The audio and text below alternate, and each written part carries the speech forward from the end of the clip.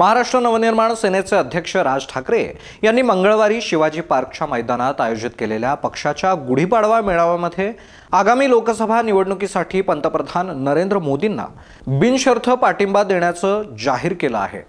मंगळवारी सायंकाळी राज ठाकरेंचं मेळाव्यातील भाषण संपल्यानंतर जितेंद्र आव्हाड यांनी आपल्या ट्विटर हँडलवरून व्हिडिओच्या माध्यमातून एक प्रतिक्रिया पोस्ट केली।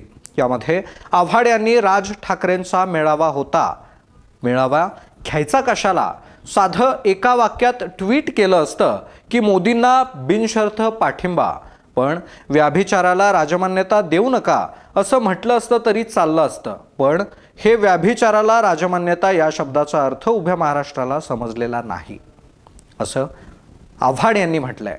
आणि याच वेळी पुढे बोलताना व्याभिचाराला राजमान्यता या शब्दाचा काही गर्भितार्थ आहे का असा सवाल आव्हाड यांनी व्यक्त केलाय।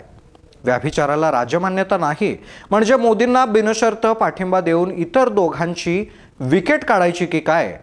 कार्यकर्ते गोंधळात पडलेत, त्यांना समजतच नाही काय करायचं असं आव्हाड म्हणालेत। त्याचप्रमाणे पुढे फिल्मी स्टाईल टोला लगावताना महाराष्ट्रातील ही सारी परिस्थिती पाहून मला एक गाणं आठवलं, जब भी चाहे नई दुनिया बसा लेते हैं लोग, एक चेहरे पर कई चेहरे लगा लेते हैं लोग। हे गाणंही आव्हाड यांनी या व्हिडिओमधून म्हणून दाखवलंय। याने अशाच इंटरेस्टिंग बातम्यांसाठी तारा न्यूजच्या यूट्यूब चॅनलला सबस्क्राईब करा। धन्यवाद।